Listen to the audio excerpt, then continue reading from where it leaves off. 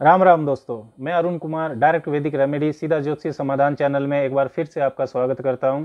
दोस्तों, आज चर्चा करेंगे कि कुंडली में शनिदेव जब दूसरे भाव में उपस्थित होते हैं तो कैसा फल देते हैं। Saturn in the second house of astrology.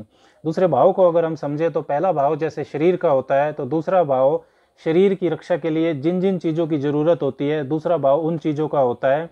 धन, परिवार, कपड़े, भोजन। दूसरा भाव दोस्तों होता है सेविंग्स का, आपकी बचत का।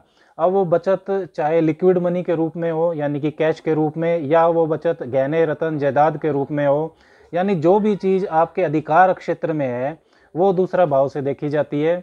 शारीरिक अंगों में अगर देखें तो दूसरा भाव होता है मुंह का यानी माउथ, जीभ का टोंग और वोकल कॉर्ड्स जहाँ से आवाज़ निकलती है। इसीलिए क्वालिटी ऑफ साउंड टोन यहाँ से देखी जाती है कि आप कितना कड़वा बोलते हैं और कितना मीठा बोलते हैं। दूसरे भाव से चेहरा, आँखें इन जनरल और पर्टिकुलरली दाई आँख और थायराइड ग्लैंड, ये सब भी दूसरे भाव से देखी जाती है।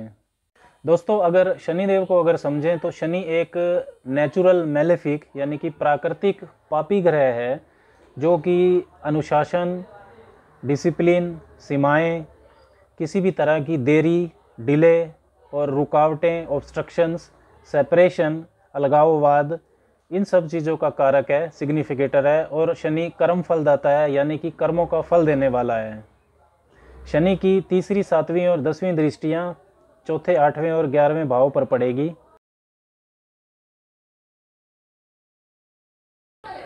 दोस्तों, शनि जब दूसरे भाव में हो तो आपका बचपन का पोषण यानी कि चाइल्डहुड नोरिशमेंट अभावग्रस्त हो सकता है। आपकी फैमिली लीनिएज यानी आपका पारिवारिक माहौल बचपन का सख्त अनुशासन वाला और रूढ़िवादी हो सकता है। वो जिसे कहते हैं खिलखिलाता बचपन, वैसा नहीं होगा। लेकिन इस तरह का पालन पोषण आपके अंदर अनुशासन व चीज़ों की कीमत समझने की अच्छी समझ देगा। बड़े होकर ये समझ समृद्धि पाने में बहुत मदद करती है। दोस्तों, शनि एक सूखा ग्रह है, ड्राई प्लेनेट, बिल्कुल निष्पक्ष। यही प्रभाव आपकी वाणी पर भी दिखेगा। Quality of sound tone harsh हो सकता है। कड़वी वाणी बोलने वाले आप हो सकते हैं। बचपन में झूठ बोलने की आदत भी पड़ सकती है। बड़े मैच्योर होने के बाद भी आपकी वाणी कटु होने के बावजूद भी आपकी बातें सही साबित होंगी। दूसरा भाव और बुध पर अगर पापी प्रभाव हो तो बच्चा लेट बोलने वाला हो सकता है। बहुत ज़्यादा अगर पीड़ित है तो हकलाहट भी संभव है। शनि एक अलगाववादी ग्रह है, सेपरेटिव प्लेनेट। तो दूसरे भाव पर पापी प्रभाव होने से इस तरीके की मानसिकता आपकी हो सकती है कि जो कॉमन डिसीजंस हैं फैमिली के, जो परिवार के साझे निर्णय हैं, उसमें आप अपनी भागीदारी ना करें, आप उसमें अपना पक्ष ही ना रखें। दूसरे भाव में शनि अगर शत्रु राशिस्थ है तो आंखों की रोशनी को कम करेगा, और अगर बहुत ज़्यादा पापी प्रभाव है तो चश्मा भी लग सकता है। दोस्तों, दूसरे भाव के शनि पर अगर पाप प्रभाव है तो हाइपरथायरॉयडिज्म होना संभव है। अगर राहु जैसे ग्रह का नेगेटिव प्रभाव हो तो शराब पीना और स्मोकिंग जैसी आदत अर्ली एज में पड़ सकती है।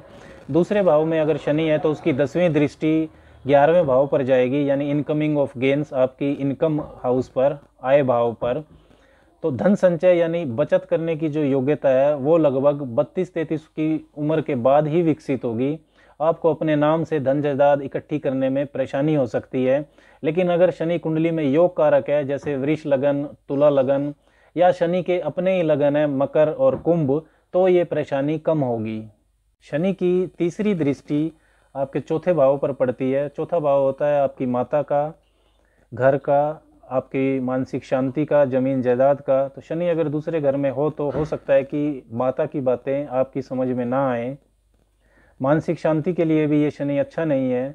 माता के साथ और मानसिक शांति, इन सब चीज़ों को देखने के लिए आपको चौथे भाव के कारक यानी कि चंद्रमा और चौथे घर के मालिक यानी चतुर्थेश को भी देखना होगा। शनि की ये स्थिति ऐसा भी कर सकती है कि आपको घर से दूर रहना पड़े। दोस्तों, शनि की 7वीं दृष्टि अष्टम भाव पर होती है। अष्टम भाव होता है ट्रांसफॉर्मेशन का, अचानक उतार चढ़ाव, आपकी आयु का, गुप्त चीज़ों का, पूर्वजों की संपत्ति का। शनि 8वें भाव का कारक भी है, तो थोड़ा लेट हो सकता है, लेकिन पूर्वजों की संपत्ति मिलने का अच्छा संकेत है शनि का दूसरे भाव में होना। लंबी आयु का संकेत भी है। अकल्टिज्म, गुप्त विद्या, ज्योतिष जैसे विषयों में गहन रुचि हो सकती है।